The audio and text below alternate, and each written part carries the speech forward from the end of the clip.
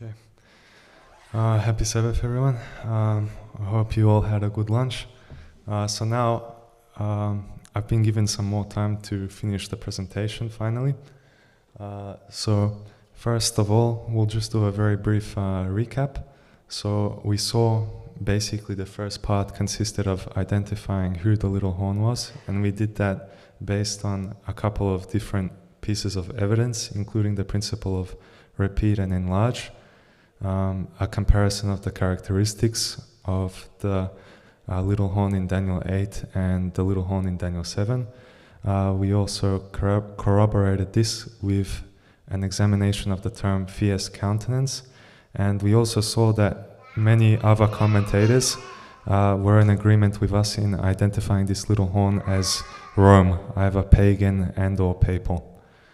Then we moved on to the question, which consisted of asking when these things would come to an end, and the answer was given unto 2,300 days, then shall the sanctuary be cleansed. And we also saw that in Daniel chapter 8 there was no real explanation as to when this time period would commence or end, and we saw that the solution to figuring out when this time period would commence or end was given in Daniel chapter 9. So we went through the 70 weeks of Daniel, and we also created a summary of the links to show how the Daniel chapters 9 and 8 are connected, and just to show that other people have also come to the same conclusions based on the same evidence. We gave some examples. For example, an Orthodox Jewish commentary also connects Gabriel's explanation of the vision with the vision given in Daniel chapter 8. We also saw examples of reformers that have believed that the 70 weeks comprised the first part of the 2300 days, and they saw it as so many years because the 70 weeks we've seen without a shadow of a doubt must be interpreted as 490 years, using a day for a year. And because we have a bit more time now, I thought I'd highlight some of the quotes. For example, we see William Davis. These are his own words. He says, "It must therefore appear that this second explanation," he's talking about the explanation given in Daniel chapter 9, "is an explanation of the same vision which contains the 2300 years, and where can we place these 490 years but at the beginning of the vision?" So that's also a good point to consider. In Daniel chapter 9, it didn't tell us that the 70 weeks and the 2300 years commence at the same time explicitly, but if it is to be an explanation of the vision in Daniel chapter 8, then logically they have to commence at the same time period, because otherwise we still wouldn't be able to figure out when the 2300 years begin unless we know the exact starting date. We just know that the 70 weeks would be contained somewhere in the 2300 years, but unless they start at the same time, we still wouldn't have any clue as to when to start the 2300 years. And also we have here an example of William Hales, and he was famous for his new analysis of chronology. He was also, it's also interesting to consider that he worked as a tutor, and he later became a professor of Oriental languages. And an interesting story is that he used to wear a white wig in order to obviate or dismiss objections of parents to his youthful appearance. And he was also the author of 22 works, and he wrote in the fields of science, including astronomy as well as theology, chronology, and prophecy. And he likewise concluded that the 70 weeks comprised the first part of the 2300 years. So we see these weren't just any random people, but much of the time they were men of renown and they had great intellectual prowess. We also see here the example of John Aquila Brown. In 1810, he recognized that the 70 weeks and 2300 years begin at the same time. And then later in his book, The Eventide, he takes the even more clear position that the 2300 years begin in 457 BC and would end in 1844. We also have the example of Archibald Mason, and he was a preacher in the Reformed Presbyterian Church, and in consideration of his writings, he received in 1831 the degree of Doctor of Divinity from the College of Schenectady in North America. And he contends the clearness of the latter number, talking about the 70 weeks, is intended to remove the obscurity of the former, that the 70 weeks are the first part of the 2300 days, and that both numbers commenced at the same time. Also, the same angel explains both visions. The reasonableness and probability of this thesis, talking about the fact that the 70 weeks explain the 2300 years, assumes the proportions of a certainty. This is, and then he goes on to give clear reasoning on the very structure and historical demands of Daniel 8 and 9.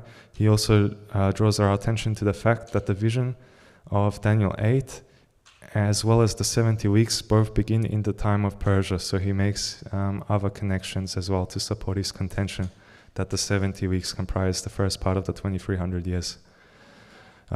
We also see the example of William Cunningham.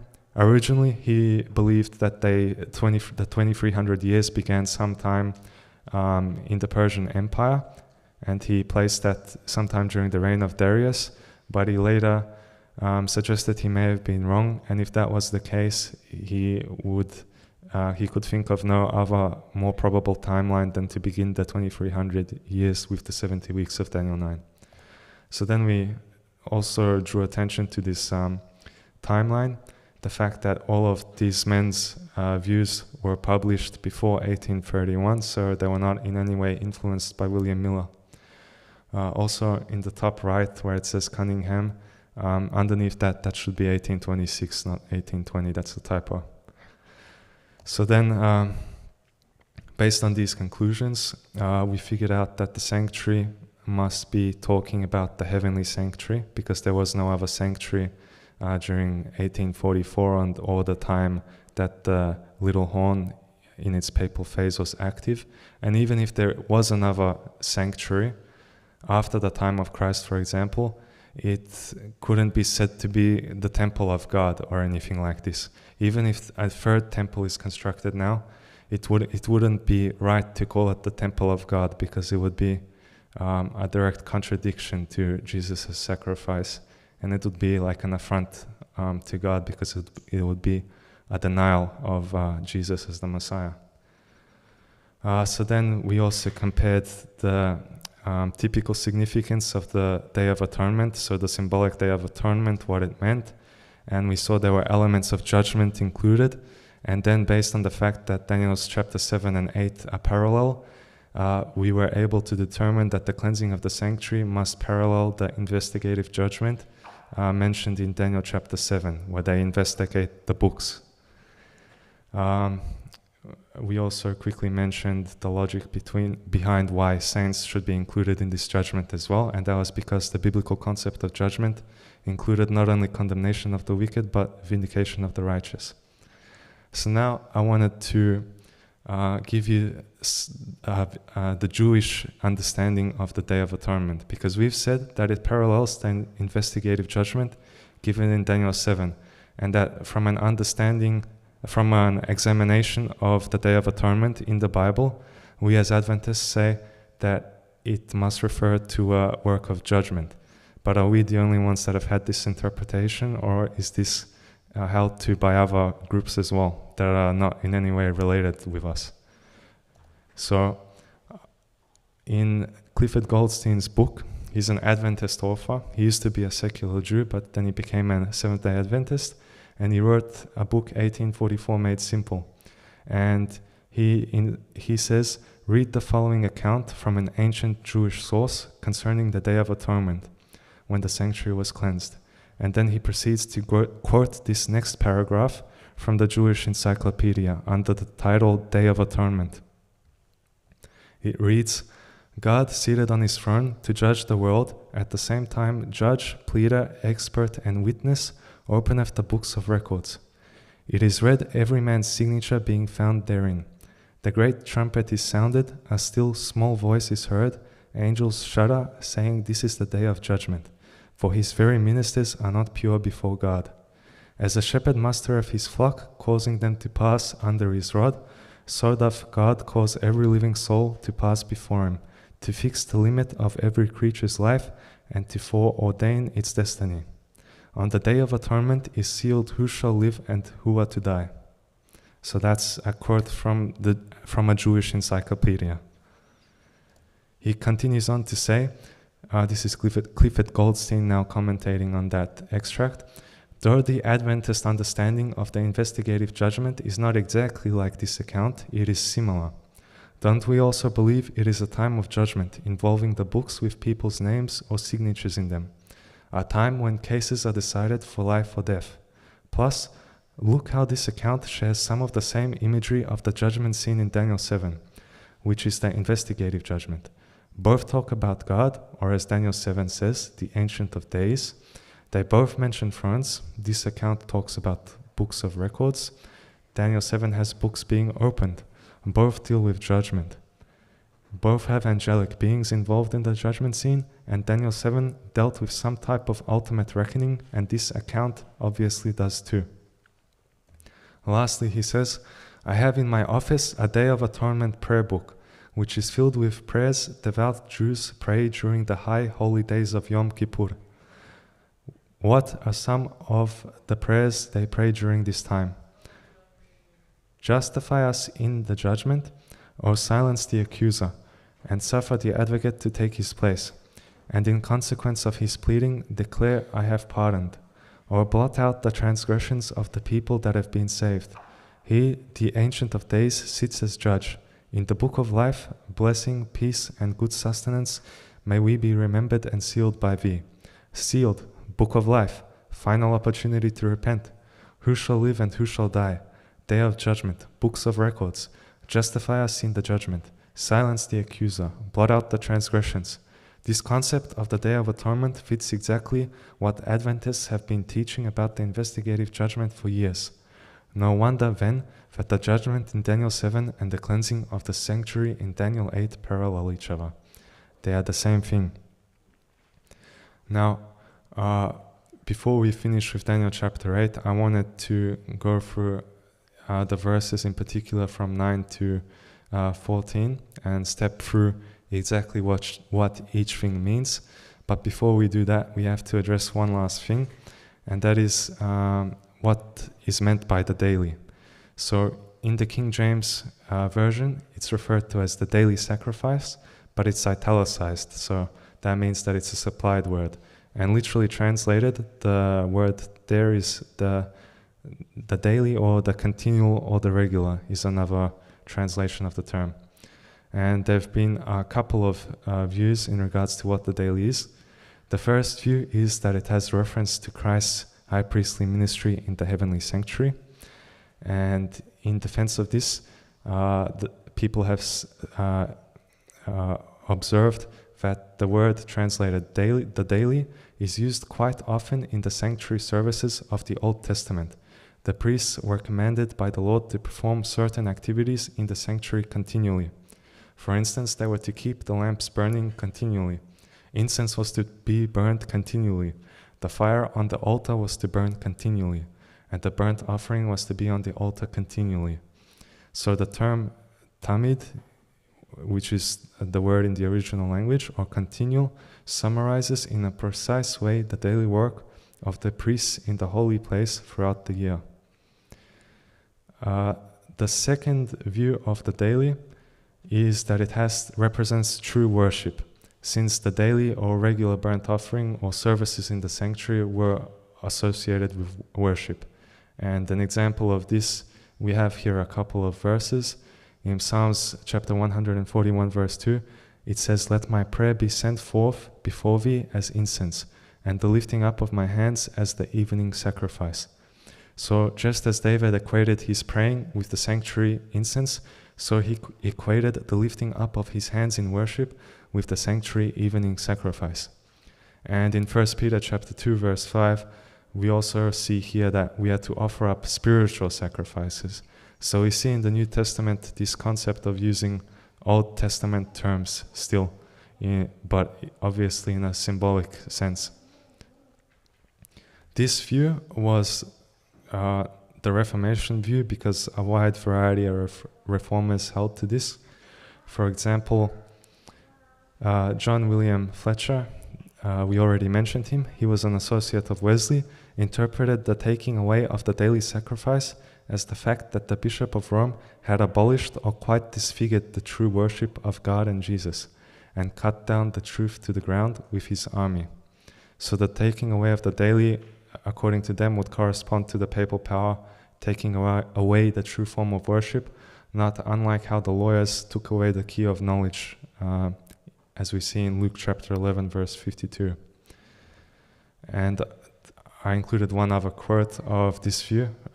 This was an anonymous Protestant writer, and in 1787 he stated, "The taking away of the daily sacrifice and the setting up of the abomination is the taking away of the true Christian worship as instituted by Christ and his apostles, and the setting up of the doctrines and commandments of men, superstition and idolatry, in lieu thereof, which is mentioned by St. John under the appellation of the woman's flying into the wilderness. The daily sacrifice is a Mosaic term for the true worship of God, suited to the time in which Daniel lived, but even the apostles sometimes spoke in like manner, giving Christians the name of Jews." So we see this was the view of the Reformation. It's also interesting to consider that the word translated the daily can also mean something regular, or repeating at certain regular intervals.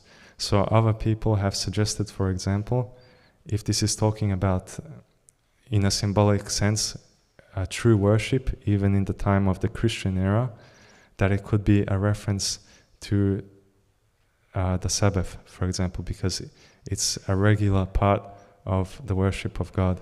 And that would correspond nicely, for example, with Daniel chapter 7, where the little horn is said to think to change the times and the laws. And this idea of the daily, for example, being centered around worship is also explicit in Revelation chapter 13, where the key issue or the key point of conflict will center around worship. So now we can move on to a quick summary of the verses we've covered so far. In verse 9, we see the little horn coming forth and expanding, and we have here the picture of Rome and its conquests. In verse 10, we see that this little horn then began its second phase, which involved an attack against the host of heaven. So it was a spiritual assault. And then in verses 11 to 12, we see that he magnified himself even to the prince of the host, and by him the daily was taken away, and the place of his sanctuary was cast down. And an host was given him against the daily by reason of transgression, and it cast down the truth to the ground, and it practiced and prospered. So we see that this little horn power attacks even the prince of the host, who can be none other than Jesus, and it takes away the daily. Again, some people see this as a reference to the papal power diverting the minds of the people from the priestly ministry of Jesus in the heavenly sanctuary to the earthly false priesthood that was instituted by them. Other people, such as the Reformers, see it as a reference to the true worship of God. And then in verse 13, we have the question as to how long these things will be allowed to go on. And I also wanted to point out one common objection. The objection is, how can the sanctuary be said to be trodden underfoot if we're talking about the heavenly sanctuary? But this is a symbolic expression, and we have example of another place in the Bible, in Hebrews chapter 10, verse 29, where Paul says that if somebody falls away from the faith or denies Jesus' sacrifice a second time or after they've accepted it, it's like they are treading underfoot the Son of God. So we see that symbolic language like this is used in other places of the Bible as well.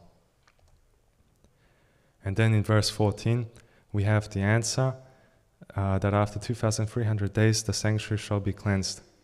And after the sanctuary is cleansed, the little horn and all these calamities will end, because once the sanctuary is finally cleansed, which is in fact a process, that'll correspond to the final verdict being reached in the heavenly judgment scene we see in Daniel chapter 7. It's also interesting to note that the word used for cleansed in verse 14 is associated with such concepts as judgment, vindication, cleansing, and salvation. The term conveys the idea of the restoration of the order established by God for a work of cleansing and judgment. So we see it's a broad term which fits nicely with the context of Daniel 8, in which we see not only an assault against the host of heaven, but also against the heavenly sanctuary. An interesting parallel is also the fact that the beast of Revelation 13 verse 6 is said to blaspheme the tabernacle of God. And the cleansing of the sanctuary, whilst having primary reference to the investigative judgment, which leads to Christ setting up his kingdom on earth and the ultimate demise of the little horn, could also have a secondary reference to the setting right of the heavenly sanctuary by being brought back to prominence in the minds of people after being so long neglected and trodden underfoot by its replacement with a false system of worship and a false priesthood instituted by the papal power. And now, in conclusion, I wanted to highlight another big pattern between the chapters, and which, in my opinion, is one of the best patterns, or something that once you see, you won't be able to unsee it, but it's usually easily missed. So, first of all, I want to draw attention to the fact that we see in Daniel chapter 7, in every single chapter of Daniel, from 7 to 12, we have a clear reference to Jesus. For example, in Daniel chapter 7, he's called the Son of Man. In chapter 8, he's called the Prince of the Host, or the Prince of Princes. In Daniel chapter 9, he's called Messiah the Prince. In Daniel chapter 10, he's called Michael, first of the chief princes. In Daniel chapter 11, the Prince of the Covenant. And in Daniel chapter 12, Michael the Great Prince.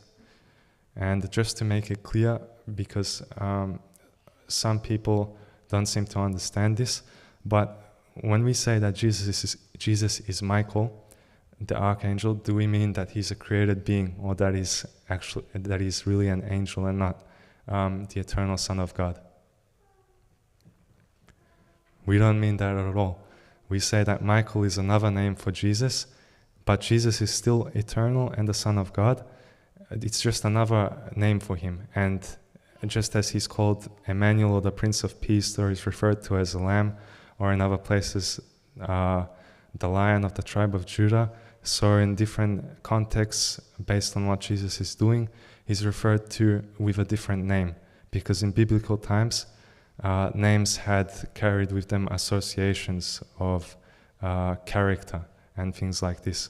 So that would be a whole study, but to make it clear, just because we say Jesus is Michael doesn't mean that he's created. He's obviously eternal and the Son of God, and he always existed. He wasn't created, he's not an angel, but he's the leader of the angels, and that's why he's called the archangel. And this position was held to by reformers as well in the past, so it's not just Adventists that have fought this up as well. So in Daniel chapter 7, verses 13 to 14, we see in the night visions, Daniel sees one like the Son of Man, who came with the clouds of heaven and came to the Ancient of Days. And they brought him near before him, and there was given him dominion and glory and the kingdom, that all people, nations, and languages should serve him. His dominion is an everlasting dominion which shall not pass away, and his kingdom that which shall not be destroyed. So we clearly have here a picture of Jesus as king inheriting his kingdom. Now if we go to Daniel chapter 9, we see that after 62 weeks, or 62 weeks, shall Messiah be cut off, but not for himself.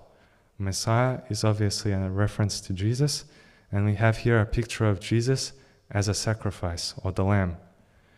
So in Daniel chapter 7, we have a picture of Jesus as king. we skipped over Daniel chapter 8, we went to Daniel chapter 9, and there we have a picture of Jesus as sacrifice. We also know there's a reference to Jesus in Daniel chapter 8. So if we're going to fill in the pattern, what must Jesus be, what must his role be in Daniel chapter 8? Daniel chapter 7, he's a king. Daniel chapter 9, he's sacrifice. I gave away the answer now. In Daniel chapter 8, what must he be? Yeah, priest, if you want to keep the pattern going, right? And in verse 11 of Daniel chapter 8, we see the little horn magnified himself even to the prince of the host, and by him was the daily taken away, and the place of his sanctuary was cast down. So we have a picture of an attack against the prince of the host, Jesus, and against his sanctuary. So we see here a clear connection between the prince of the host and the sanctuary. So what must Jesus be doing in the sanctuary? He's a priest, and we have evidence of this where it's explicitly stated to us in the book of Hebrews that he's a priest, and that he's interceding on our behalf in the heavenly sanctuary. Now, there's something else we can use to confirm this, and it has to do with the ancient Semitic way of thought, as some scholars put it. For example, I'm reading a quotation now from Selected Studies on Prophetic Interpretation by Dr. William Shea. He says, in part, the literary order has to do. So he's talking about why, for example, in Daniel chapter 7, we see him, Jesus, as king. In Daniel chapter 8, we see him as priest. And in Daniel chapter 9, we see him as a lamb. Why is it showing it to us in reverse order instead of going like how we think chronological order? And he says, it has to do with the Semitic way of thought. He says, modern Western European way of thought reasons from cause to effect. Ancient Semitic thought, both in the Bible and outside of the Bible, commonly reasoned from effect back to cause. And an example of this can be found in Ezekiel chapter 29. So if you guys want at home, you can read it for yourself. I won't do it now for the sake of time. But we see in verses 3 to 5, God pronounces judgments against Egypt, and it is not until verse 6 that the reason why is given. So it says God will punish Egypt, but then in verse 6 we see why he'll punish Egypt. So in the Bible we find sometimes first the reason is given why someone is punished, and then the judgments are pronounced, but also we find examples where sometimes judgments are pronounced and then the reason why is given. So basically, in Daniel, we see pictures of Jesus fulfilling different roles. For example, in Daniel chapter 7, he's a king. In Daniel chapter 8, he's a priest. In Daniel chapter 9, he's a lamb. And I'm going to read another quote from this, by Dr. William Shea, because I think he hits the nail on the head. He says, in these thematic relations, one sees their effect when the book is read from the beginning. He says, by the time the reader reaches chapter 7 and encounters the picture of the Messianic king, the question is, who is this being and where does he come from? Daniel answers by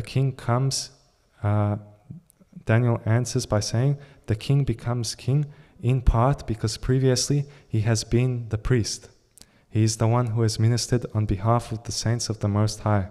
Now he can accept them into his kingdom. But that simply raises another question.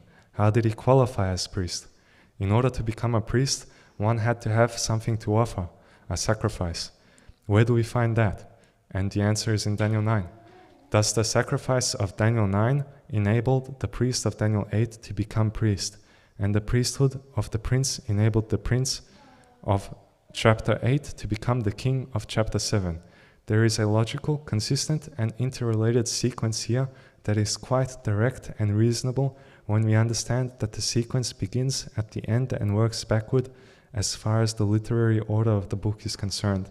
So we see here a very nice thematic relationship between the chapters 7, 8, and 9 when we focus on Jesus. So at the start we were focusing on the little horn, but now if we focus on Jesus, we also see this relationship between the chapters come out to play.